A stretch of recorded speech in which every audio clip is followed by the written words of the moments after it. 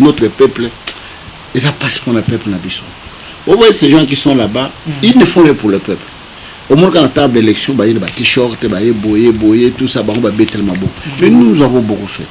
Dans ton école, il y a 18 salles de classe en étage. Banda tanga gratuitement au fili. Na balabala manzeng limo 61. Quel est le film où mon école wana? C'est une des meilleures écoles n'angaba. Parce que c'était un milieu où j'ai volé, na kolikuna, na botanikuna, na kolikuna, na bande d'activité, kuna ministère bandi kuna. Yo les a église merte. Yo les a 8e église na front la ville à Kinshasa. Ah bon. Yo les a formé 5 ans après. Là qui n'a nous bana, tozoya mingi, olinga tata Raphaël mingi. Tuande ko ya mingi na ba parents na tata Raphaël Kizamina Kibila azana campagne tozoya.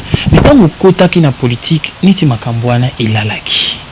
Okomaki plus homme politique que évangéliste. C'est-à-dire non, vous savez que j'étais parmi les premiers pasteurs d'Aobaye Bana Namboka Nabiso et en côté na politique.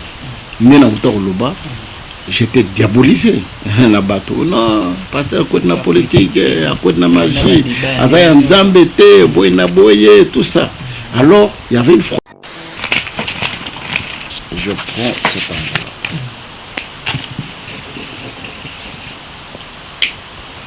Son a ébi son moto, son monani. Alors, on a son mon logo jaune. Mais papier, nous sommes bien monénawa. C'est-à-dire que les gens voient ce qui est minime que ce qui est grand. Dans ces pays, même de tout ça, Michobo, Michobo qui toko. Mais le coup là, tu as fingate. Le coup là, tu as chrétien batoté. Le coup les abats. Donc, il va vivre aux anatés. Mais sur le cas qu'ils aiment la pandi, à fingi de moi, la vie, comme on a tipo.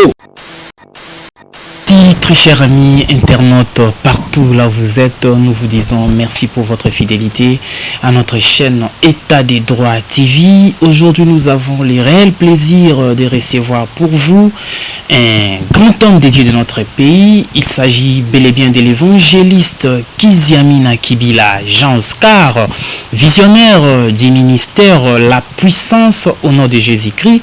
Il est aussi homme politique, vous savez, aux élections législatives de 2006, il était élu député national dans la circonscription de Moamba.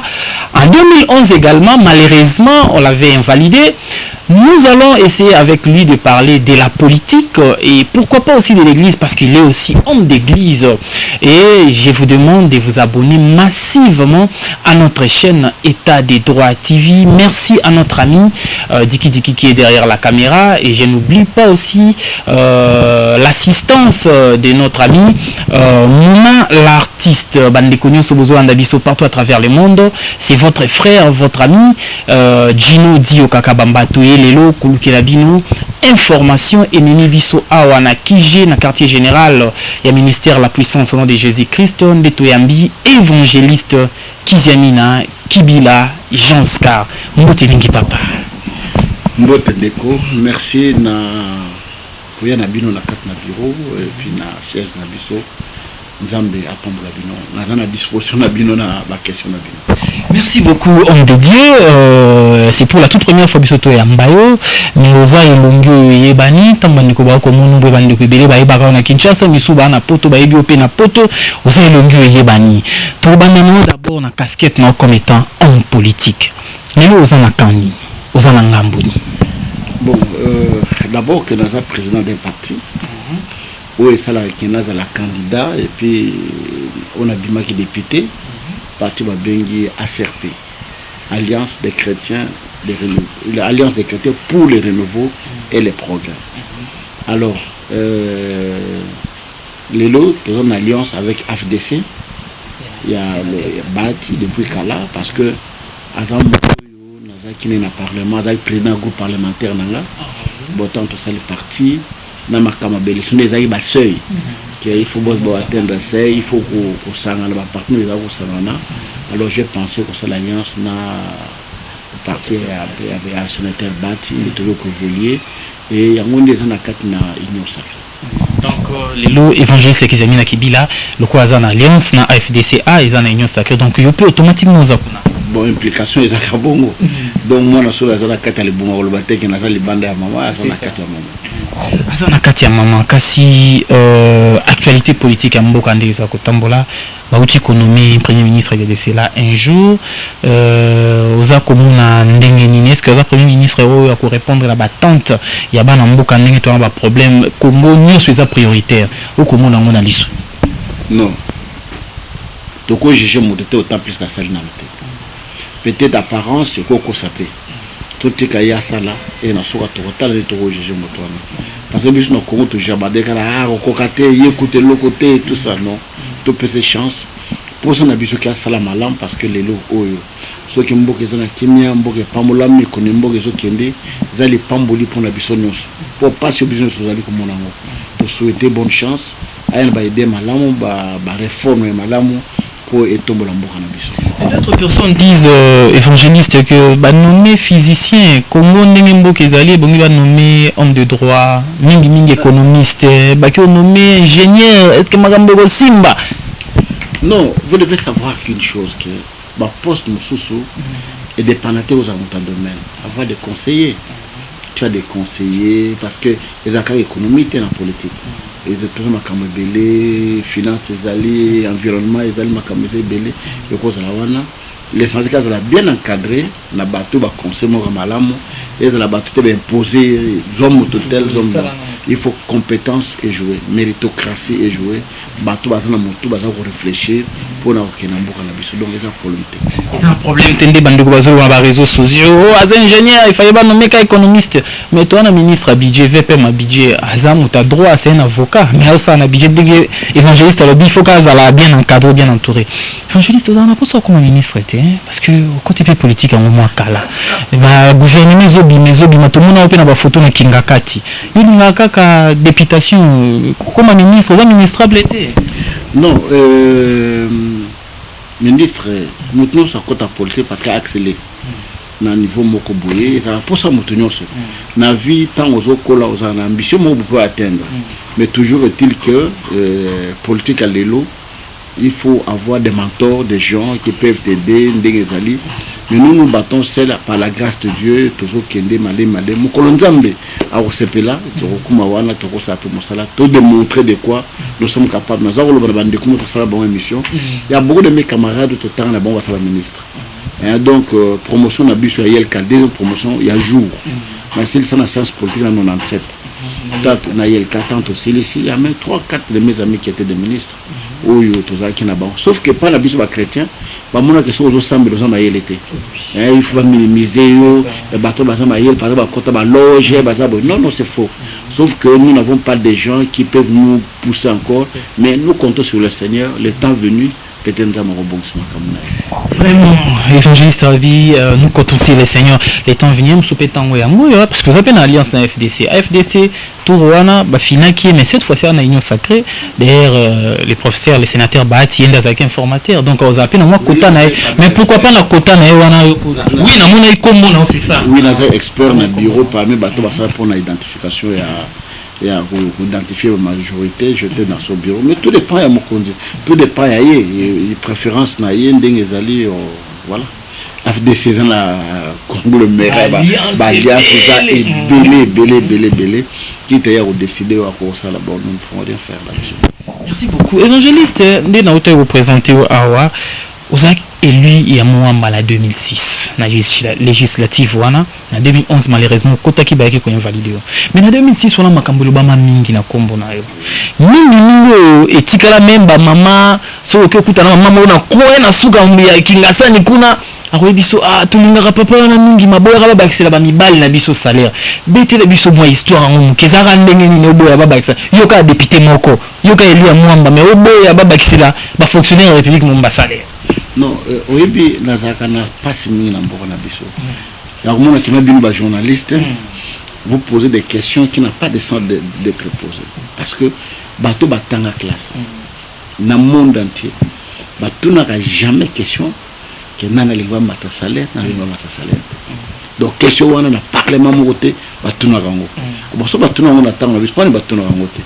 Sauf que tant que une élection, il y a des gens qui m'ont diabolisé, bah bimisa li solo wana abon bo voter qui zamina qui zamino ko motema ba pasteur mobimba boye ba matima fonctionnaire mbongo ya solo et kena nango alors sans que bato ba identifier que le kamwana ezalaka le kola lelo bakoba boyebi mon mobali wana komi na zemi solo mon mobali wana komi na zemi ba dit que mobali azwa kazemi te et continuer peke nango mon mobali mona Congo azwa zemi na zailo ndenge le kamwana ezase ezanango faux ezalaka te même si admettons que ezalaka nga moto mo na boy point bato nyonso ndima ba les 499 wana ba bakisa salaire en côté pour dire que ma kamalo côté ça n'a jamais existé au parlement question ndingwana ezakate puis botu na vraiment pété parce que ce botu na place ba pa ya bazali ba koseka bimba ko ke congolais moto ezalakate donc ba congolais donc ba votera ba tunaka na la bakisa ça ba do ba votera budget ezalaka ndingwana donc ce sont des choses bêtes qu'on peut ne pas parler là-dessus.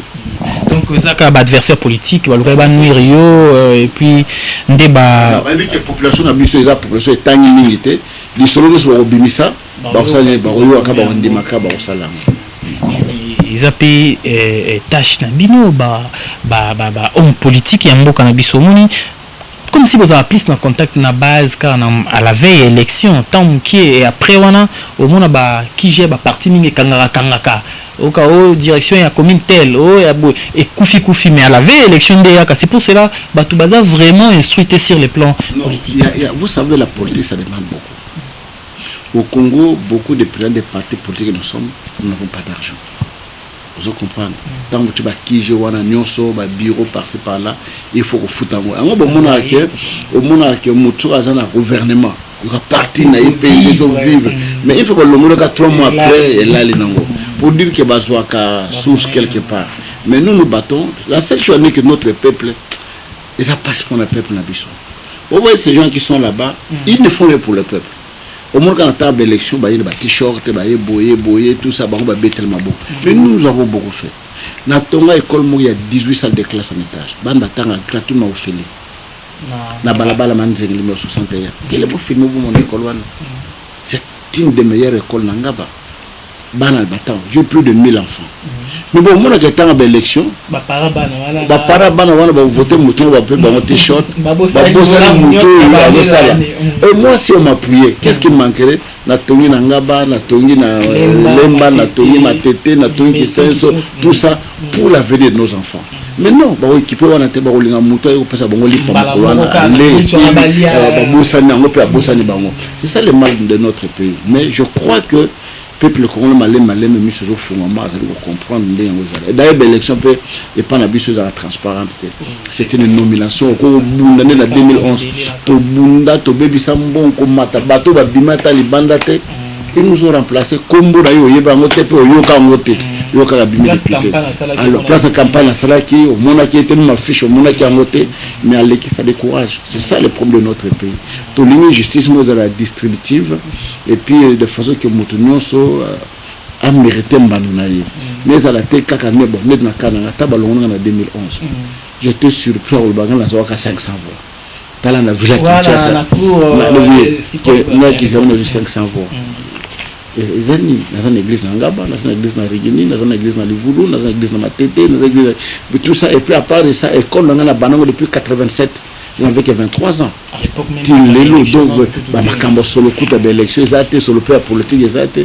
et puis les enfants orphelins ils étaient toujours gratuitement banda wana ba para wana ba personne voter et j'avais 2000 témoins bakena olala libanda des voix de sûr que va voter naï hein ba ki au foot était à papa na ki olala libanda pour naï alors puis on voter mais ba longolanga na portable bango plainte na union interparlementaire tokyo ko samba pe ba condamner Congo bandimi pe au foot rambo mais tilolo ba futate donc ce nous aura mendu mbel ba futa awa ka ba yoka saba négociation ça la maladie là quand il dit muta seminzete a wana basa ne biso de compte que na kimia bon on nous a foulé au calendrier grec mais un jour on paiera toujours. Merci beaucoup homme de Dieu. Mais église za yolo les en circonscription funa mais yo kendara minko posé na moamba parce que na mona ngaba ils ont dit quoi nous sommes on est contraste non na kuna parce que c'était un milieu où j'ai volé na kolikuna na botani kuna na kolikuna na bande d'activité kuna ministère bandi kuna yo les église merte yo les 8e église na funa ville à Kinshasa ah bon yo les ko forma 5 ans après donc na banda na Rigini na Ngaba ba commune mosusu tout na ville en Kinshasa on a 25 églises mais mingi sana Mwamba pour la Mwamba tozo na Ngaba tozo na Rompo Ngaba tozo na Livulu tozo na Matete tozo na Lemba tozo na Kisenso donc na une école na Ngaba na une polyclinique na Kingaboa donc tu vois que c'était un milieu oyo vraiment na yebani mingi voilà. Et comment on a Babylone Union soit en 2011 au Kotiba invalidé, en 2018 et Simbité. Ah 2018 au Pesagité. Non, vous avez la G7 non? Oui, tout à fait la G7 mais avant token de l'élection. On avait levé une option qui est avec la machine token de l'élection. Alors comme Baba Bazaï va continuer biso, ba lever option wana. Donc parce que moi je suis un homme de principe. Si on a le oui, oui n'a pas la oui. Si on a le non, non n'a pas la non. Donc on a oui token était, na dernier minute token na le non. Donc on a la préparé base et puis déjà ba besoin de mobiliser, ba nous ça parti na ngai token de l'élection. Voilà pour token. Et comment on peut bimaka na parmi agent il y a campagne il y a Ndeko Shadari na mona osalaka démenti moko à l'époque pour dire qu'il va contacter Kyoté et puis na ngambo na pe ba koloba monsieur ba nomaki ministre sans pour autant ba contacter ou linga ko accepter mais le quoi campagne oui. Non, d'abord, pour être sérieux, on ne peut pas nommer quelqu'un ministre sans le contacter. Dans le pays des hommes sérieux. Quand vous contactez, on contacte quelqu'un, cursus. Il y a un moment qui n'a pas parce qu'on ne le contacte pas. Donc, voilà, c'est ça la réponse. Oui, merci beaucoup, homme de Dieu. Pour tout clôturer dossier à ma solo et à politique, comment on a démboqué Tambola Lelo? Aux a des sciences politiques, aux a dans le monde la politique, aux a chef à parti politique. Comment on a démboqué Tambola Lelo? Est-ce qu'il y a l'espoir congolais à mon avis que lobby aux a malam par rapport à hier? Oui, question de poser d'abord il y a bilan et a président Fachi. C'est difficile de poser un bilan parce que Bazak na coalition où est tambolité. Les lots à la majorité absolue, assemblée ils en ont beaucoup naïe, Sénat ils en ont beaucoup naïe, primature ils en ont beaucoup naïe. Total là, n'est pas autant pour Samboka. Parce que là, souci n'a besoin de se mourir tant malade. Vous savez, même la Bible dit, le bonheur des peuples dépend des pays dans lesquels ils vivent. Les cigars allaient pour vivre. Au cause d'un aïeux, n'a maillé l'année, mais soyez un beau réseau tant pour la malade. Et maillé nous au le roté. Bon, total là, on ne met pas la chair devant le bœuf. Total dans 3 ans, on est un beau Merci beaucoup, évangéliste Kiziamina Kibila. Tout sur l'église parce que aux a plus connus comme étant évangéliste nazoeba tozala kina no bana tozoya mingi olinga tata Raphaël mingi tobandeko ya mingi na ba parents na tata Raphaël Kiziamina Kibila azana campagne tozoya mais quand vous kotaki na politique niti makambwana ilalaki okomaki plus en politique que évangéliste c'est-à-dire non vous savez que j'étais parmi les premiers pasteurs ba yebana na mboka na biso ya okota na politique. J'étais diabolisé na bateau. Non, pasteur à côté de la politique, à côté de la magie, tout ça. Alors, il y avait une froideur, même dans la campagne, la Erwana Batolingo Yate. Parce que les gens intoxiqués Batoyate pour voir le moni. Quand les bagarres, s'il n'a pas Batoye va répondre. Na tiam na sala campagne de Belén à Libanda. Na sala campagne na stade ya Côte d'Ivoire 2 fois, président Bagbo à Yambanga, même na ndako na ye. Na salle campagne na stade à Côte d'Ivoire na Cameroun na stade où il y a Yaoundé place au match Betami na salle campagne na stade Rwanda na qui aussi na campagne na stade ya Bertois na Cameroun na salle campagne na stade na Gabon na salle campagne na stade na Brazzaville na Angola na Pointe-Noire ba mboke bina salle campagne na temps na osala wate mais na osala libanda place ba batwa ça ko ndimanga place za osala musala mais toujours étude que na ça toujours kakawana et tant na yo ça il y a 2015. Et vous avez vu ce qui s'est passé dans 4 campagnes. Mais ce qui est tout ça, campagne parce que des campagnes demandent gros. Vous avez vu que ça campagne dans la ville de Kinshasa avec 300 000 euros symboliques. Wana mutango ça.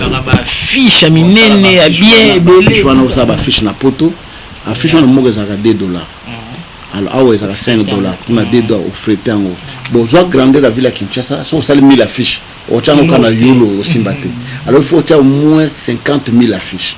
La 50 000 affiches fois $2. Et puis de 100 000 cabo et 100 000. Soit fret nango, soit douane nango. Et en plus de cela, au tchaka ba ficheté.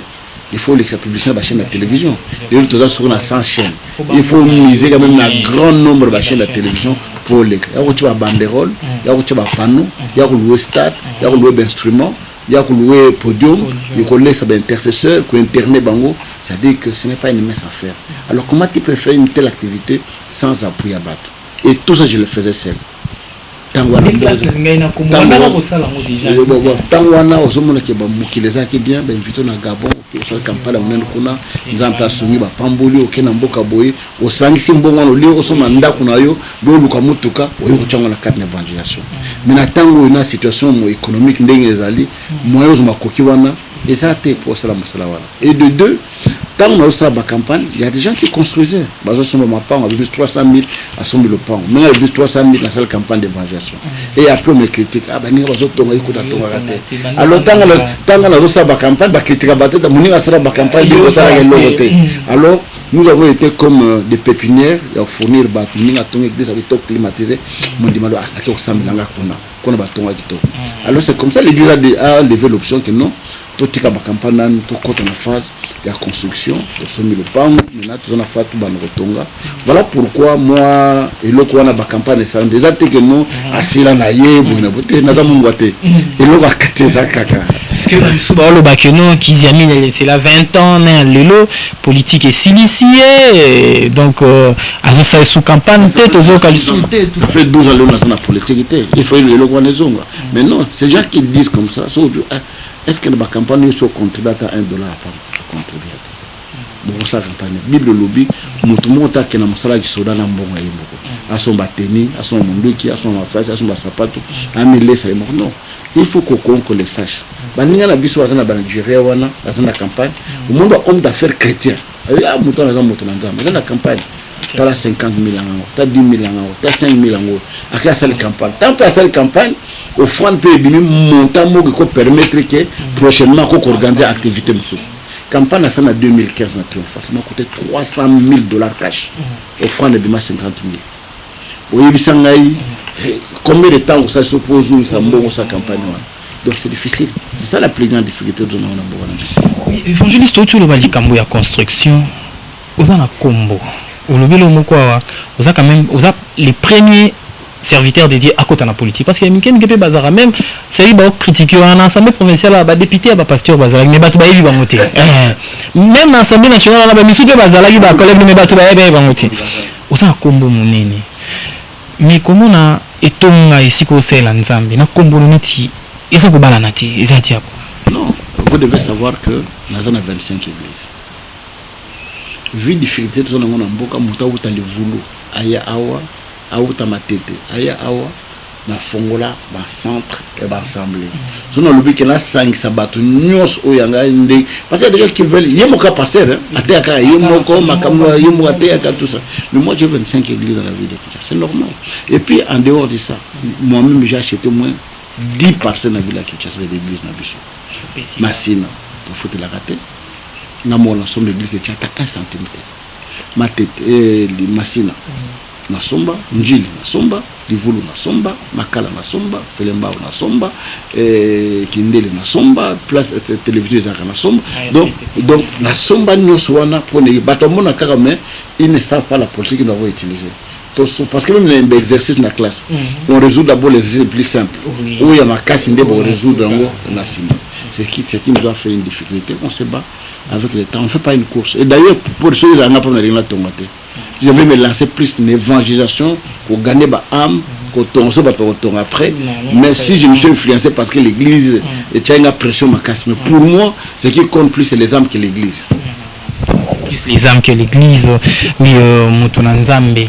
Mais ces derniers temps, tout le monde a basé Nzambe, na ko ba collègue na yo, tout le monde a bango na ba réseaux sociaux, makambo mebile oya lobaboué, muso lobi que na Kinshasa watu na Kongo musala Nzamba zate soki ka yemo kote. Tout le monde a tant ba discours nyonso na ba Nzambe ba oyo kango ça décourage. Musala Nzambe watu ba yeba kaza serviteur de Dieu prophète, alobi kaza ka yemo ko ni su bazate. Si vous bandez ba otala la libanda na ba bana ngo ayibike oh menga sambila kuna tena sambele pa papa kizamina tant ba lo ba bu mona teza ko lembisa ba non ko lembisa te c'est normal eli ba lo ba pende wanati il a le binanza mena tika linga moko nzama lo non oza yimote ya 7000 encore on va fléchir ba jemote ba sécurité baza ibele na katambo na biso Sauf que les gens, au moins, le papier, je prends cet endroit.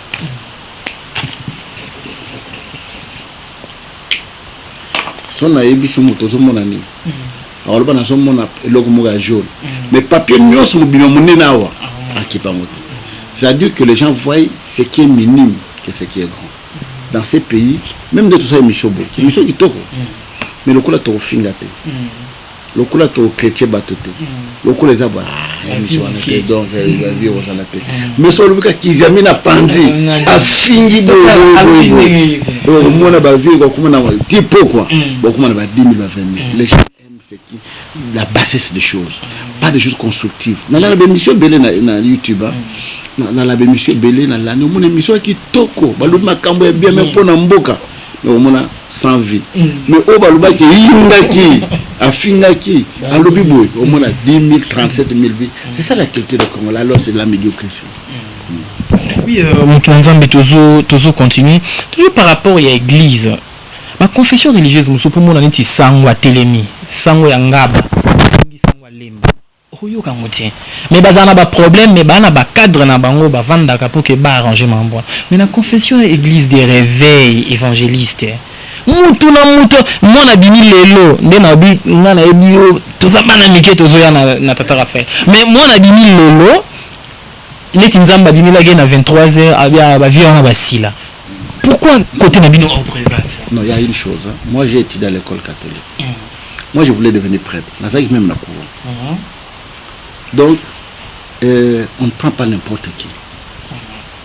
Par exemple, la 6e primaire, mais pour Nabiso, on a fait pour les lots, nous avons un examen sélectif. Pour ça, l'examen sélectif, la 6e, basé les 5 premières écoles catholiques. Bâtir une école secondaire. L'école secondaire est pour ça l'examen d'orientation. Basé les 5 premiers nios de l'école secondaire wana batindi bino na petit séminaire. Na petit séminaire beaucoup na 6e. Ba basé examen d'état. Ba basé bango batindi bango na grand séminaire. Grand séminaire tia okende. Donc basé temps ya ko former mutu ya ko lakisa ye comportement na ye idéologie na ye kulia na ye elobeli na ye evandeli na ye etamboli na ye ba mbula nyosana bazo former kaka mutu aussi ici batino na apostolat oké ko yokola ko na stage ti ba consacrer yo et pas na biso on lotaki ndota mona fula bato na l'autre na moni fula bato na tonga chombu na kwa yeso azali awa le bato abani ko yape akei sans qu'il y ait idéologie. C'est ça le plus grand problème de l'église de la veille. On n'a pas été formé. Et ce qui fait qu'aujourd'hui, il y a des gens qui croient que pour y aller, il faut finir vie mogoboye aïbana, il faut critiquer mutu mogoboye, il faut critiquer mutu mogoboye, il y a bien mon centre, il y a bien le cola yebi, il y a le collabore. Au contraire, tant aussi ma faute d'avoir parole à moto, ma faute d'avoir des bananes, yomoko, avoir parole à moto. Et ils ne savent pas toutes ces choses-là. D'où, c'est ça le plus grand problème autour de l'église. Et deuxième problème, c'est l'État. Alors non, l'église na Congo est laïque, État est laïque, mutuala libre, mukana na sala makamuna. Si on mutona sana mikana na ndengi masa, sala makamuna. Yo que nous suspendons en fonction la statut na article ni nous kozala ngolongo. Il est libre de le faire. C'est ça le plus grand problème pour les gens na mboka. Mais est-ce qu'il n'y a pas moyen? Tout maintenant la confession, on a deux tendances. Elle, général Sonika Futa, et le prophète Dodo Kamba. Déjà, oui, l'État doit reconnaître côté le prophète Dodo Kamba, mais général Sonika Futa n'a pas fidèle, bango va reconnaître. C'est l'État qui crée sur ces choses-là. Bango reconnaître Dodo, mais d'éléments à prière les ala qui na présidence. Babengi pasteur Soni, président des églises, va faire la prière. À qui on fait la prière? L'État est moi côté de nos confusions. Voilà ce qui est là. Et toujours est-il qu'il y a personnellement la relation à RCT depuis il y a 13 ans passés. 13 ans passés dans le Rwanda. Il y a une élection à Dodo Kamani qui avec Mukuna pour voter.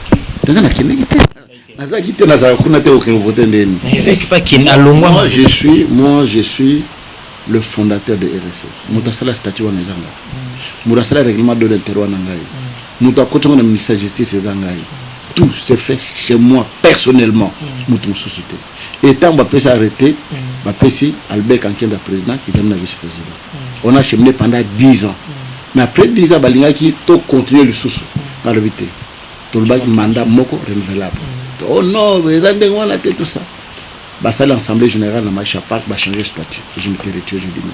Dans la constitution de ma bête. Voilà pourquoi maintenant dans le parlement va changer la constitution. J'étais le seul à refuser la constitution.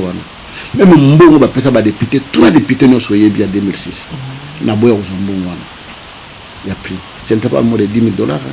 Na boya on bien aux parce que j'aime la droiture. Est-ce que mamba boye yomoko mi lobelango te batu ba lobaka oya mabe bango ba yebi c'est ça parce que yomoko le monsieur belé na lobango na lokate journalisme on le table net passer examen na parler à perambo ma boya kato va lobelango te yo pour lobelango peut-être je m'habille tout ça pour exemple malambo zo ngote j'ai été parmi les sacrifiés oya boya penambo va passer boya au fele bo moto retourner à zate mais j'ai refusé ça pour l'honneur du pays les lots de nous tous on soit deuxième tour. Mais maintenant, on a compris que mais en 2018, au PMA qui cette fois-ci quand même aux ongs, à cette élection, nous allons en 2023. Oui, nous sommes candidats, je sais candidat. Toujours la même circonscription. Mais nous sommes toujours dans le monde. Nous sommes dans le monde. Moi, chérie, oui, parce que tous qui m'allaient mais déjà dans Kochité, mais n'importe tu vends dans les sous-mots qui na les Cambouya église. Comment on a nié son nègre salama yo le que l'État est mon quoi reconnaître le prophète Dodo Kamba reconnaître aussi général Soni Kafuta. Mais bino moko, vous avez papa na biso. Estime au bandimi bazaki na ngoli ko na bino. Bino mo boko ko vanda te bobité to arranger les Cambouya za la boue za la fin. Bon mon qui parce que Bosco Gindo Mana Albert en 15 va pas passer en Bakadi. Ils se sont parlé. Dernièrement, que le général Soni n'a qu'en 15 va coudana qui baba coudana qui n'est pas passé Jiba. Malé les choses se passent. Au 8 ans où les locaux Koyaka, Makabat no Motume, on a toujours dit qu'il y a un porte conseil. Malé no Makamwana Yosala qui m'a écouté à un moment pour trouver un compromis. Yo posons quand même. Yo comment la CPP. Nous toujours la CPC mais toujours au conseil des églises de la veille. Ah là Dodo. C'est moi qui étais président de la PCI Relais na Godin. Mais on y a confession te ba tout bazo bon maintenant ali kamba confession pour boza na G8. Non. Oyebi parce que dans ces pays tout est politisé. RSI azayemoko. N'est-ce pas? Na personne juridique na yi. Mais na kata au conseil, toujours la CPC. Azana personne juridique na yi. Tozana mec à Mokuni, azana point juridique na yi. Personne juridique. Tozana afmi na Jiba. Azana personne juridique na yi. Tozana Godin Poi. Azana juridique wana. Tozana passer tripoger. Passe au moins 12 plateformes bazana personne juridique basangani l'état pèse bango personne juridique. Et ce qu'on a arrêté, l'État a commis que le Haut Conseil reste le seul interface du gouvernement congolais. Mais comme les choses étaient politisées, et c'était de l'autre côté toujours qui était invité, qui était acheté, parce que bazar une obédience na bango. Et à l'époque, moi j'étais président, la présidence et on nous a mis à l'écart. Mais si c'était la réalité des choses, il fallait demander à RSC pour ça là, pour ça là, il y a comme mais que voulez-vous diviser pour une ennemi. Mais ça passe parce que Koyo Kaba dit au général Soni Kafuta Bandego Loba bazo longolangai pour bazo banga lobby to voter mutuna na seni et président et tout ça bilo nyoso na bilo bana nzambe nit na bakaya bongo ba ibisi bino keno datel pour voter candidat président ya seni pour anité pour consulter nzambe ou li peut-être boki na ba. Moi j'ai connu des problèmes sur au moment qui en 2018 notre candidature n'a pas parce qu'il y avait des problèmes sérieux avec Nanga. On a tant que parce que il fallait la conférence de presse dans le bureau la maluma la ça en 2006 en 2011 en 2018 nous continuer ça maluma aïe kufa mais bon pas ça peut chance de l'église de réveil bataille de quoi ils sont capables bah tu peux moutou juger bango. Mais certains étaient alors qui n'ont pas d'église de réveil. Mais ouais, j'arrive. Alors tant que Konouana a imposé biso nanga. Tondi mananga comme membre de l'église de réveil. Quand on a télé millions. Quand on n'a jamais été dans les églises de réveil. Mais entre guillemets, on va passer de notre faible. Et je sais que Bazoa qui est lourd. Mais évidemment, on a fait sa flash ce soir avec évangéliste à Roloba. Posez l'émission là, Souka Oubani. Là, on te montre Emile Boto à l'écart. Non, évangéliste à l'écart prochainement, tu comprenais un peu quelque chose. Non, oui, c'est pourquoi ils ont annulé. tant que commune de Mwana, ma date et côté, tout ça, dans l'équipe, dans cette émission, nanga za moto l'église réveillé. Le nom nanga assemblée. C'est pas Roula Dalo. Est-ce que assemblée de Dieu, est-ce qu'il y a l'église de réveil? Non. Alors, qu'est-ce qui va se passer? Tant que potani wana, potani, tout ça va bloquer candidature dans le Parlement. Il faut constater ancien église de réveil. Ben si biso mokona lubi nazo passer pour la peut éclaircissement. Ben si biso nyon c'est pas mogalo na oya. Ben sakinga. Le évangile qui zamna lingna yambayo. Nzoka pe ben saki ba passer mususu bande mususu. Toke kutana kuna. Tant okutana kuna je me trouvais seul contre tous. Bangono so lubi non linanga za mo église de réveil. Ça église de réveil. Tina suka parce que ils ont ta motema mabe. Ba ninga nyoso passer nyoso ndimi kaka yo. Ah bon, le bandimi, je les concept. Pour la unité, pour la qui l'église, voilà pourquoi. Et ma passé une émission Nanila Kango pour trouver le consensus pour ça. Alors d'abord, moi qui ai donné une élection, est-ce que Nandi n'a tellement qui n'a proclamé la gagné l'élection? Non, c'est mieux la sanini. Je m'étais retiré parce qu'il doit être droit avec moi-même. En tout cas, merci beaucoup, évangéliste. C'était un réel plaisir. Yarozalanayo, te sololi vraiment à cœur ouvert. Te commis na biso na souka na éviter un dernier mot la bande konyo so landi biso partout à travers le monde. Na pesi mbote la bande konyo so landi biso à travers le monde. On a besoin de samu na bino. Pour na mboka etambola malamu, on a besoin na biso la prière na bino pour na biso. To connaît mosala o to bana bo mwana.